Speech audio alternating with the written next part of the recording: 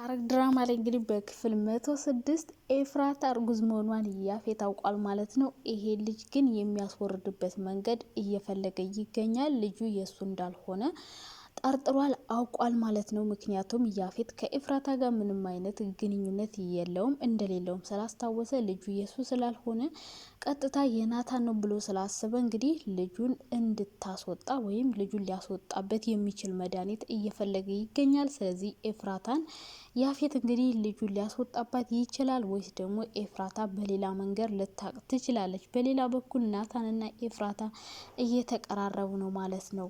በሩቅ ከመሆን ይልቅ በቪዲዮ ማውራት ጀምረዋል ማለት ነው። ሁሉን ነገር እየተሳሰቡ እንደሆነ እሷም ለሱ እሱም ለሷ እንደምታስብለት እየገባው መጥቷል ማለት ነው።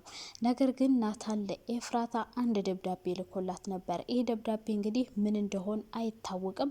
ምናልባት እየሰራው ስላለው ስራ ከያፌት ጋር እየሰራው ስላለው ስራ ስለ ሁሉንም ነገር እንዳወቀ አስረድቷት ከዛ ቤት ወጥታ፣ ነገር ግን ከሱ ጋር ሆኖ ችግርን እንዲፈቱ ሊሆንም ይችላል፣ ወይም ደግሞ ሰላምታ፣ ናፍቆት፣ ብዙ ነገር ሊሆን ይችላል። ብቻ የላከላት ደብዳቤ ለኤፍራታ አንድ ጥሩ ነገር ሊሆን ይችላል። ምክንያቱም ናታን ለኤፍራታ ብሎ ብዙ ነገሮችን እያደረገ ነው። እሷን ካጣት በኋላ ጎበዝ እየሆነ ጠንካራ እየሆነ ከያፌት ጋር መጋፈጡን ተያይዞታል ማለት ነው። ኤፍራታ ይህን ነገር ስታይ ደስ የሚላት ነው የሚሆነው።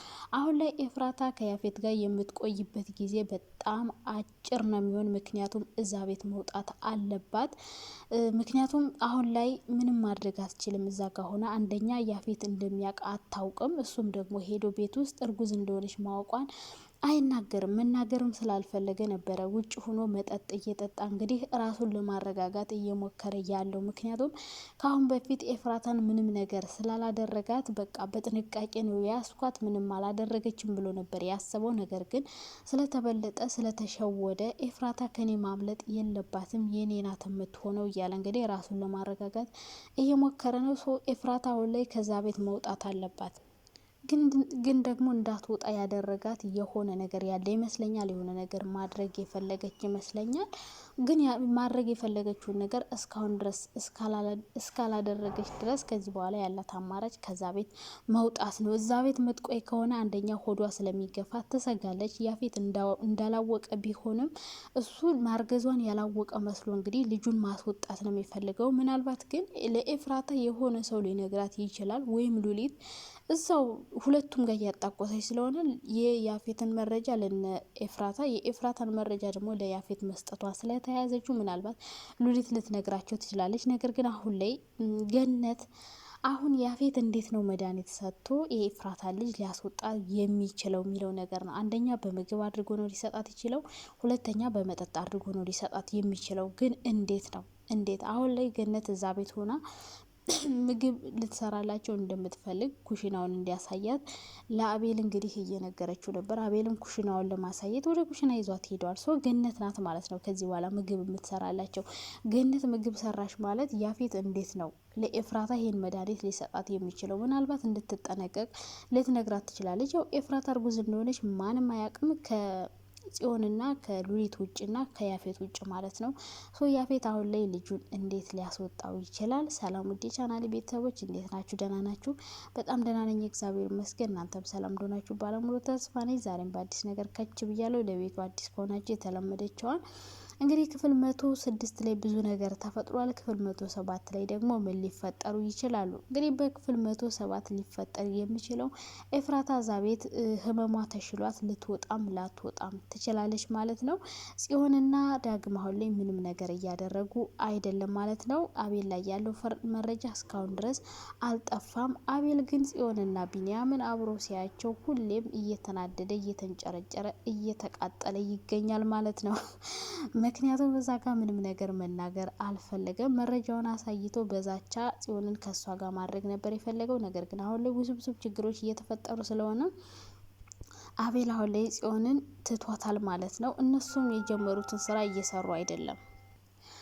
አሁን ላይ ነገሮች እንዴት እንደሚቀጥሉ በጣም ነው ግራ የሚያጋባው። በተለይ የኤፍራታ ነገር ምን እንደሚሆን መጨረሻዋ። እንግዲህ ናታን ብዙ ጥረቶችን እያደረገ ነው። ናታን አሁን ላይ ማድረግ ያለበት ተደራድሮ ከያፌት ጋር ኤፍራታን ለማየት ወደነ ያፌት ቤት መሄድ ነው። ይህን ለማድረግ ደግሞ የሆነ ነገር ከያፌት ጋር በስራ በኩል በድርጅቱ በኩል የሆነ ነገር ማድረግ አለበት። ከያፌት ጋር በመደራደር ኤፍራታን እንዲያት ወይም ኤፍራታ ከሱ ጋር እንድትሆን እድሉን እንዲሰጠው ሊያደርግ ይችላል። ያፌት ፈቃደኛ ሆኖ ከሷ ጋር ማገናኘት ባይፈልግም ነገር ግን ቤተሰቦቿን አሁን እንድታገኝ እንደፈቀደላት ልክ እንደዛ ሊያገናኛት ይችላል። በዛን ሰዓት ደግሞ ኤፍራታ በአካል ካገኘችው ልትነግረው ትችላለች። ዶክተሩ እንግዲህ ሊነግረው ነበረ ናታንን የጠራው ግን ደግሞ ናታንን ሳያገኘው ያፌት ያው ገድሎታል ማለት ነው። ግን ደግሞ ያፌት ዶክተሩን እንደገደለው የሚያስነቃ አንድ ነገር ተከስቷል። የዶክተሩ ሚስት እንግዲህ ለመጨረሻ ጊዜ የት ነው ስትባል ያፌት ቤት ነበር ብላለች ተብሏል። ይሄ መረጃ ለፖሊሶች ስለተሰጠ ምናልባት ያፌት ለምርመራም ሊወሰድ ይችላል። ይህን መድኃኒት ለኤፍራታ ሳይሰጣት ያፌት ለምርመራ ተወስዶ ፖሊስ ጣቢያ ሊቀፈደድ ይችላል ማለት ነው። ለምን? በዶክተሩ ሞት። ምናልባት ዶክተሩ እዛ ጋር እንደተገደለ በሆነ መንገድም ያፌት ሲገድለው ወይ የሆነ ሰው ሊያይ ይችላል።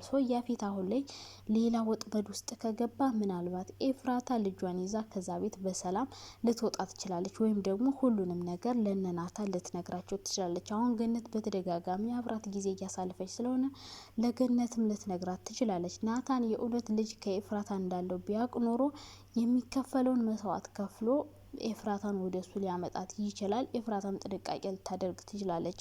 ከዛ ውጭ ግን ያፌት አሁንም ቢሆን ይህን ነገር ከማድረግ ወደ ኋላ አይልም ማለት ነው።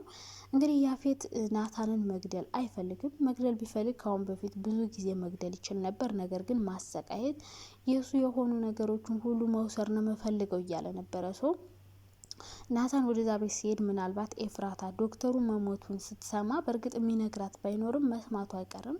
ስልክ ስትደውለት አይሰራም። ሰው እየተንከባከባት ነው። ይመጣል ብላ እየጠበቀችው በዛው ሲቀር መቼም እንደሞተ መስማቷ ስለማይቀር ከዛ በኋላ ምን እንደሚወጣት በጣም ከባድ ነው። ምክንያቱም ዶክተሩ ሁሉን ነገር የሷን ነገር ያውቃል።